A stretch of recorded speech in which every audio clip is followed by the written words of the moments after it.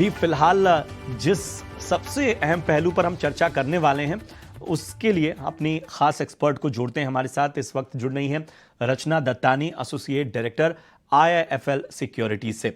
रचना जी, बहुत बहुत स्वागत आपका ईटी नाउ स्वदेश में। और बहुत बेहतर चर्चा की उम्मीद हम कर रहे हैं और कोशिश यही है हमारी कि हम आसान भाषा में बहुत स्पष्ट जो ये सारी शंकाएं हैं, जो ये आम निवेशक के मन में उठ रही हैं या जो उसकी एक बेचैनी होती है इस तेजी भरे मार्केट में, उस बेचैनी को हम शांत करने की कोशिश करें। रचना, सबसे पहले तो बड़ा सीधा सवाल है, ये जो तेजी है इसकी सवारी लोग करना चाहते हैं और अक्सर हड़बड़ी में गड़बड़ी कर देते हैं, तो इस तेजी में क्या रणनीति अपनानी चाहिए? तेजी आपने बहुत सही बोला, तेजी में हड़बड़ी नहीं करनी, बट हमें ये भी चीज का ध्यान रखना है कि हमें हमारे profits time to time book करने हैं। कोई सेक्टर अगर बहुत चल गया है तो हमें वो चीज रीस्ट्रक्चर करने की बहुत जरूरत होती है। हमें हमारे पोर्टफोलियो को देखना टाइम टू टाइम बहुत जरूरी हो जाता है, ताकि हम कोई ऐसी भी गलती ना कर दे जहां हम प्रॉफिट अपना बुक नहीं करते हैं। तो दोनों चीज की बहुत आवश्यकता रहती है, एक प्रॉफिट बुक करना और एक मार्केट में कंटिन्यू अपना इन्वेस्टमेंट खड़े रखना। तो ये दोनों बैलेंस करना बहुत जरूरी होता है। एक आपका एक शॉर्ट टर्म पोर्टफोलियो रहता है और दूसरा अपना लॉन्ग टर्म के हिसाब से अगर आप देखते हो तो वो एक कुछ ऐसे स्टॉक्स रहते हैं जो हम नॉर्मली प्रॉफिट बुक नहीं करते, but they are consistent in our portfolio always at every point in time. बिल्कुल। अब जैसा आपने बताया कि ये रिव्यू बड़ा आवश्यक हो जाता है। रिव्यू जो हम करें वो किन किन चीज़ों पर रिव्यू, किन किन पहलुओं पर रिव्यू बहुत ज़रूरी रहता है अपने पोर्टफोलियो की समीक्षा करते वक्त?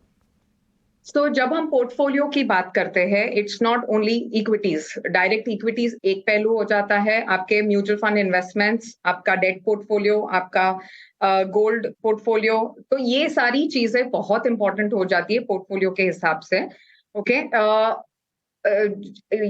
एक लास्ट ऑलमोस्ट 10 साल तक हमने मिड और स्मॉल कैप में कोई भी मूवमेंट नहीं थी, बट लास्ट 2 इयर्स अगर आप देखो तो मिड और स्मॉल कैप बहुत ही तेजी से बढ़े हुए हैं।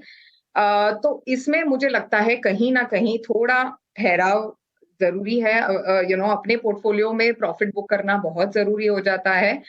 प्लस दूसरे जो अपने लार्ज कैप काउंटर्स है, जैसे HDFC है, रिलायंस है, ये सब में they are like your FD stocks. उसमें आप लॉन्ग टर्म के हिसाब से एक आपका जो पोर्टफोलियो बनेगा उसमें ये सारे लार्ज कैप के पोर्टफोलियोज बहुत जरूरी होते हैं। प्लस अगर आपको लग रहा है कहीं पे that the profits which are made in your existing portfolio बहुत ही सुपरफिशियल है, तो कहीं ना कहीं उसे बुक करके आप लार्ज कैप में शिफ्ट होके एक कंफर्ट ले सकते हैं। ये इलेक्शन का साल है। आई डोंट थिंक कोई सरप्राइज है कि गवर्नमेंट कौन सी आने वाली है, तो नेचुरली अप्रैल तक हम बहुत ही अच्छा माहौल देखेंगे मार्केट में। पर कहीं एक ये जो फ्रेंजी है, जो एक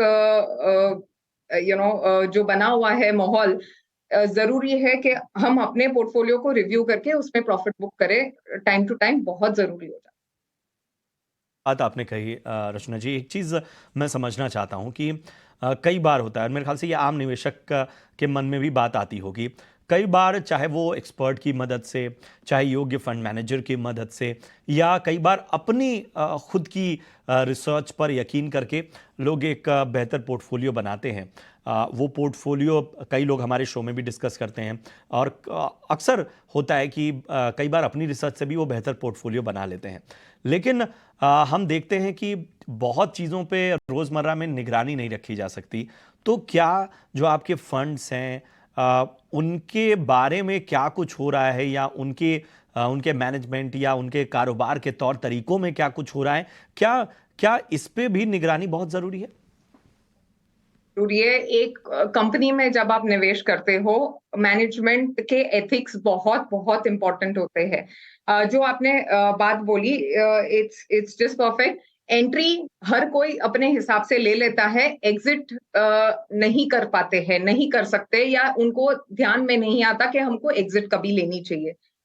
यहाँ पे एक प्रोफेशनल एडवाइजर जो होता है वो बहुत इम्पोर्टेंट एक यू नो मैटर करता है यहाँ पे, बिकॉज वो आपको एंट्री, एग्जिट और रिव्यू, ये तीनों चीजों में आप अपने इन्वेस्टमेंट एक आपका रोजमर्रे का काम नहीं होता है, आप अपने बिजनेस में लगे हुए रहते हैं, बिजी रहते हैं, टाइम नहीं मिलता है.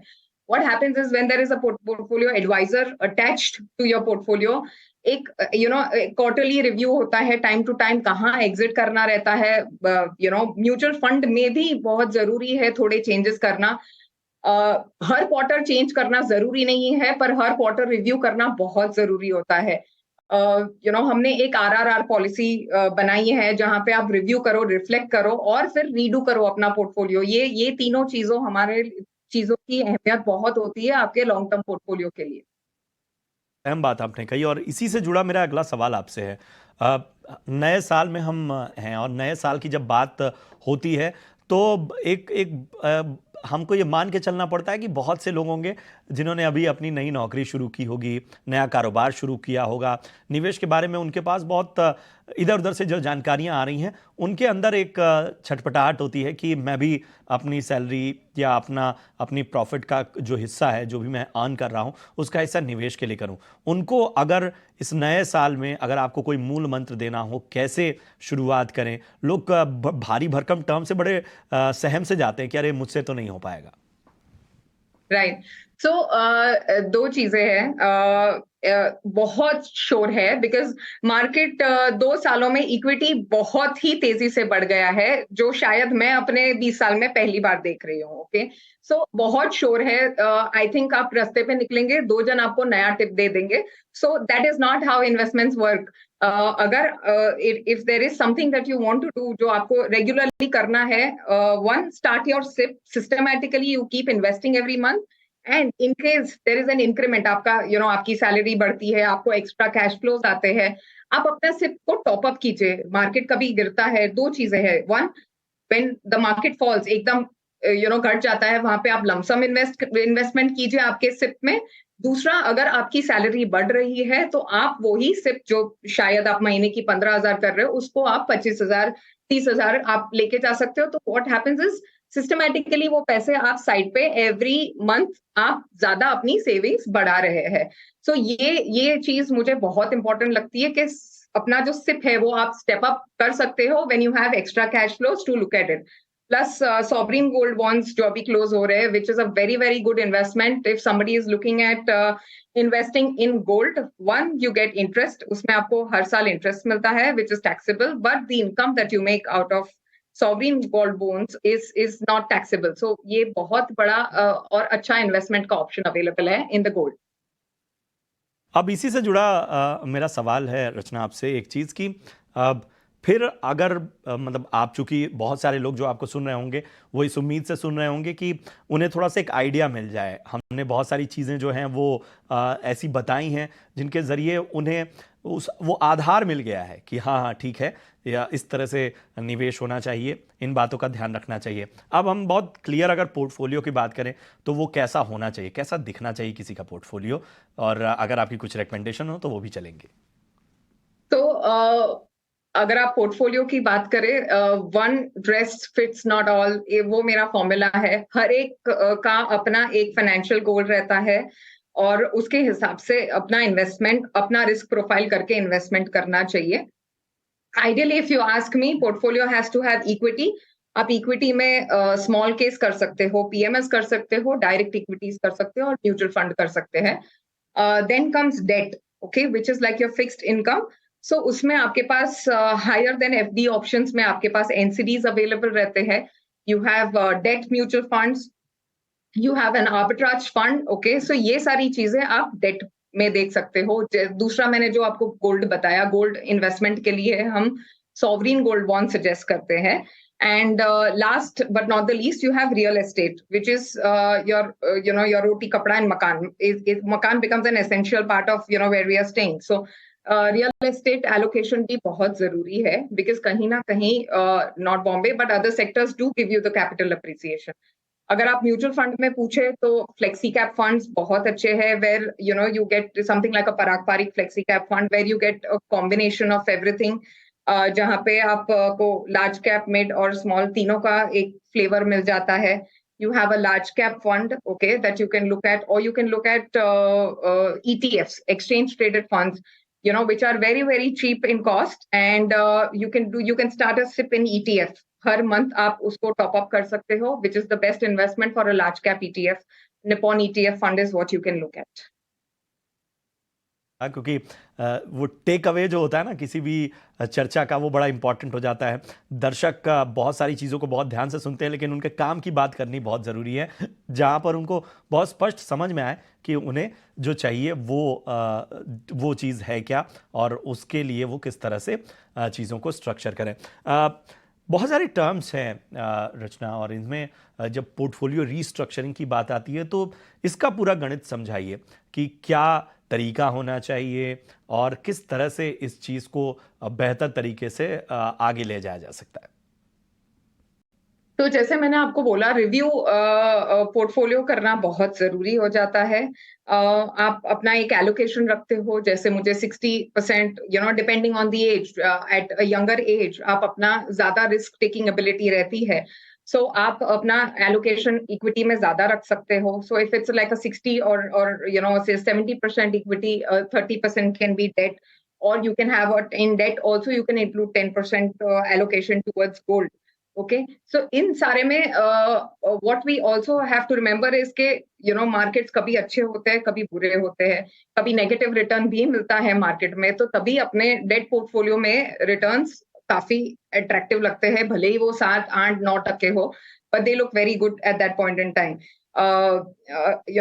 Situations like 2008, कोविड situations, ये हमें शायद 10 साल में एक बार आते हैं, but एक सीख दे के जाते हैं कि किस हिसाब से अपना लॉन्ग टर्म गोल कायम रख के, लिक्विडिटी रख के, जो डिसीजंस लेने रहते हैं उस हिसाब से अपना पोर्टफोलियो रीडू करना चाहिए time to time. So equity at one point in time we can look at a 60-40 और अ 70-30 रेशियो। अगर कहीं बहुत मार्केट बढ़ गया है, that ratio is gone from 60 to 80, तो कहाँ हम उसको थोड़ा कम करके shift that money back to debt so that we or allocate it to gold। तो ये इसमें सारे कैसे प्ले करना है वो बहुत जरूरी है। एक चीज़ और बताइए कि जो नए निवेशक होते हैं, जाहिर सी बात है एक्साइटमेंट भी होती है, और कई बार हम आजकल देख रहे हैं कि चाहे इंटरनेट हो, सोशल मीडिया हो, हर तरफ ना इंफॉर्मेशन का एक बराज सा खुल गया, बहुत सारी इंफॉर्मेशन आ रही है। अब उसमें से चुनना है बेहतर क्या है, ठीक है, वो भी एक चीज़ें आपने बताई कि हमने इन पैरामीटर्स पर परखा और इस हिसाब से अपने पोर्टफोलियो या अपने निवेश के पूरे स्ट्रक्चर को तैयार किया। इसके बावजूद आपको क्या लगता है कि कौन सी कॉमन गलतियां हैं जो आम निवेशक या एक नया निवेशक अक्सर कर बैठता है? तो अगर आप मुझे पूछो, एक फोमो वाली फीलिंग चल रही है, feeling of being left out, कि सब निकल गए आगे, मैं रह गया पीछे। सो दैट इज समथिंग, हर एक का अपना अपना एक क्राइटेरिया होता है जिसके हिसाब से उनको इन्वेस्टमेंट करना चाहिए। सबसे ज्यादा इंपॉर्टेंट रहता है टू एजुकेट योर सेल्फ। बहुत सारा आवाज है, there is a lot of noise around, you don't have to listen to everything, और सबकी चीजें सुनना जरूरी नहीं होता है। अपने लक्ष्य को ध्यान रखिए, अपना निवेश को रिव्यू कीजिए, वो सारी चीजें बहुत जरूरी है। एंड ये सब के ऊपर educate your own self, it's the most important thing. Even अगर आपके पास कोई फाइनेंशियल एडवाइजर है जो आपको कोई सलाह दे रहा है, it's important to study what reference has been given or what inputs have been given। उससे आपका कॉन्फिडेंस लेवल बढ़ जाता है कि आप जिस चीज में निवेश कर रहे हो, आपका जो डिसीजन है वो करेक्ट मोड पे है। और कहीं ना कहीं आपको लगता है रिव्यू के वक्त के आपने कोई रॉन्ग डिसीजन ले लिया है, या उस हिसाब से उस वक्त आपको वो चीज ठीक लगी तो आपने वो उस हिसाब से डिसीजन ली है, तो वो सारी चेंजेस आप आपके पोर्टफोलियो रिव्यू के वक्त करके रीबैलेंस कर सकते हैं।